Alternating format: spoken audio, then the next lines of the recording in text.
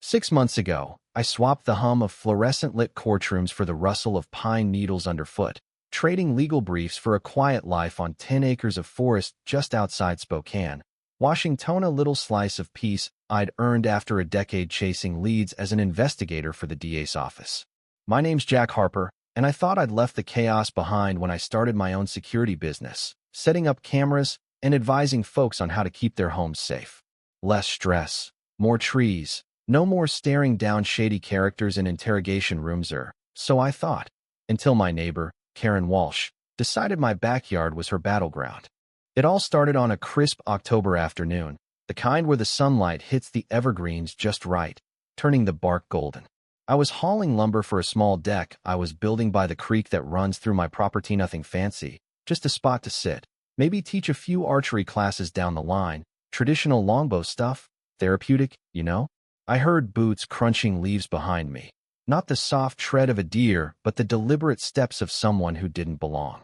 I turned, and there she was. Karen, late 50s, sharp gray eyes, hair pulled back so tight it looked like it hurt, her labradoodle sniffing around like he owned the place. "Nice trail," she said breezily, like she was strolling through a state park. "Didn't know it was back here." I wiped sweat off my forehead and set down a plank. "That's because it's mine. This is private property." Her smile froze, just for a second. Then she tilted her head, sizing me up like I was a new kid on her block. "Really? This path's been here forever. Everyone uses it."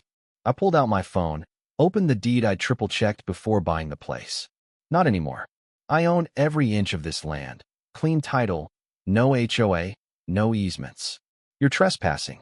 She didn't even glance at the screen, just gave a little huff, like I'd insulted her dog. "We'll see about that," she said, and marched off, the labradoodle trotting behind her, leash dragging in the dirt. I should have known then she wasn't just a nosy neighbor, she was a one-woman HOA with a vendetta. Karen had lived down the road for 20 years, the kind of person who'd measure your grass with a ruler and call the city if it was half an inch too long. My land, it turned out, used to be a shortcut for her morning walks, a winding trail the old owners never cared about. But I cared. I'd sunk my savings into this place, and I wasn't about to let anyone treat it like a public park. A week later, it got ugly. I was setting up archery targets by the creek, burlap sacks stuffed with hay, harmless stuff, when I heard her again. That same crunch of leaves. Only this time she wasn't alone. She had her phone out, filming, narrating like she was auditioning for a true crime podcast. There he is, the man with the weapons, threatening the neighborhood. I froze, my bow still in its case, leaning against a stump. "Karen, what the hell?" I said, keeping my voice low, but my pulse was already climbing.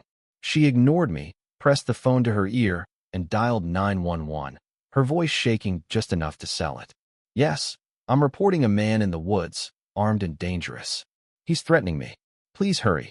I took a step forward, hands up, palms open. "Karen, you know damn well I'm not threatening anyone. That's my bow, in its case, on my land." She backed up, all theatrics, clutching her phone like a shield. "Stay back. He's coming closer." I could hear the dispatcher through her speaker, calm, asking for details. "You're lying to the police," I said, locking eyes with her. "That's a crime, you know." She smirked, just for a split second, and hissed. "This isn't your land, Jack. You can't just buy up our woods and play cowboy." The cops showed up in under 10 minutes, 2 officers from the county sheriff's office, one I recognized from a diner in town, Officer Reynolds. "Hands where we can see him," he said, firm but not aggressive. I complied, nodding toward the cedar where I'd mounted a motion-activated camera. "It's all recorded, officers. Check the footage her climbing my gate, the whole performance." Karen started sputtering, but Reynolds raised a hand. "Ma'am, step back." They pulled up the video on my tablet right there. Karen hopping my locked gate, clear as day, past a no trespassing sign, then staging her little Oscar-worthy scene. Reynolds sighed, turned to her. "You're trespassing, and that 911 call? False report. Don't do this again." They escorted her off, but the look she shot me wasn't regret, it was pure, quiet rage. I thought that'd be the end of it, but Karen wasn't backing down, she was doubling down. Flyers started popping up on telephone poles. "Save our trails. Stop the land grab." She posted on local forums. painting me as some militia nut fencing off community land. Then came the foot traffic people with clipboards, snapping photos of my fence, claiming they were with some made-up group called Spokane Green Alliance. One guy, in a flannel and a man bun, tried to lecture me about traditional use rights. I laughed. Buddy, this isn't a national forest. It's mine. Bring a lawyer or get lost.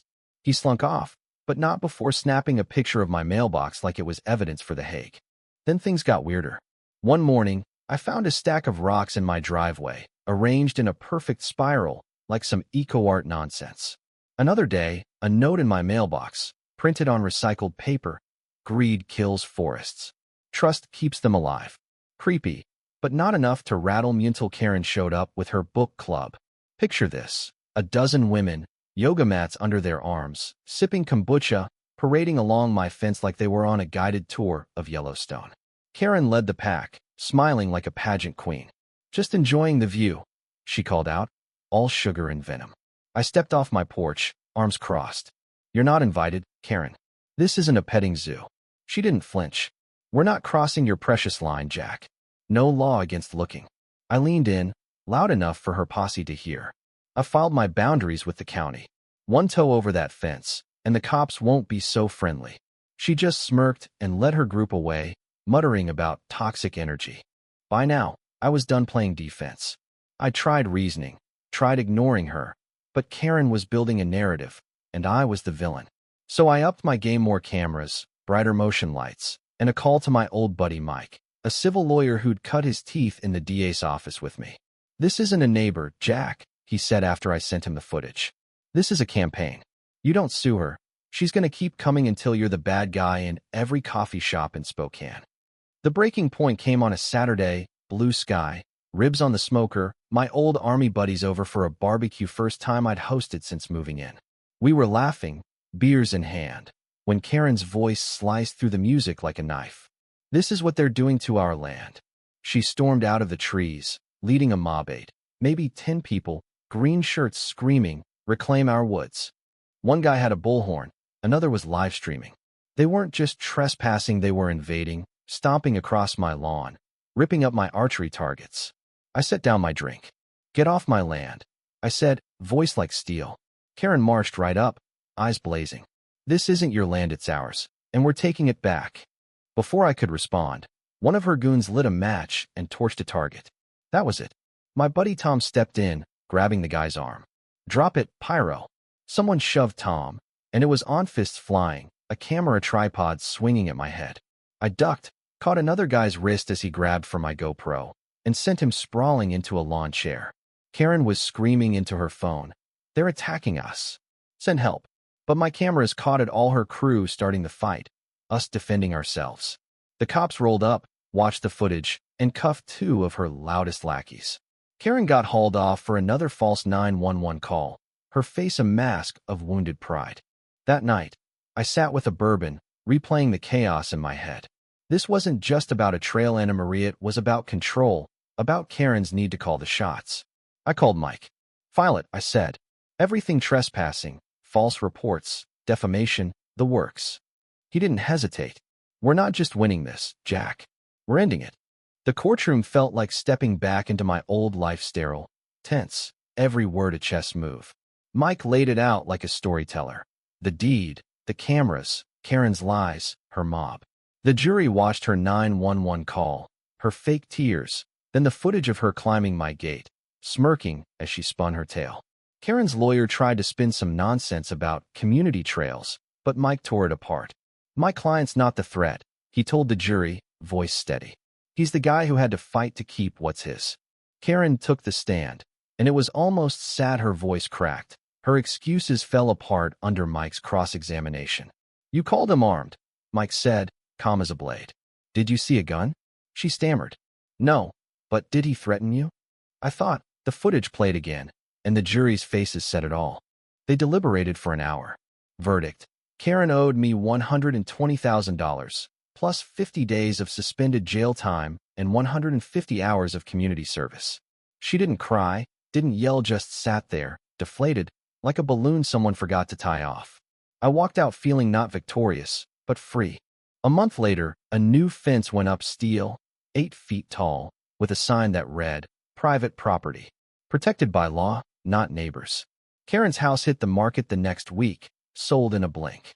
I saw her moving truck pull out one morning, and that was that. No goodbye, no last stand, just silence. The neighbors who'd stayed quiet started coming around. One guy, Tom from down the road, brought me a 6-pack and an apology. "Didn't realize she was that unhinged," he said. I just nodded. Live and learn. A year later, I opened Harper's Archery Haven Small. Just a few locals, some vets, a couple of kids learning to shoot. We grilled burgers at the first meet, laughed, and shot arrows at targets shaped like cartoon bears. One of the kids, a scrappy 12-year-old named Ethan, pointed at my gate and asked, "Did someone try to take your land?" I handed him an arrow, smiled. "Yeah, kid. They tried." He knocked it, aimed, and hit the bullseye dead on. But here's the thing, Karen wasn't just a bad neighbor. She was a warning. People like her, they don't just want your land, they want your peace, your control, your story. And out there, in every quiet corner of America, someone's fighting the same fight, drawing a line in the dirt. So tell me, what would you have done? Drop it in the comments. Did I go too far?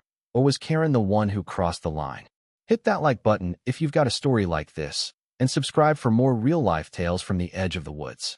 I'm Jack Harper, and this is my story, but it's not the only one.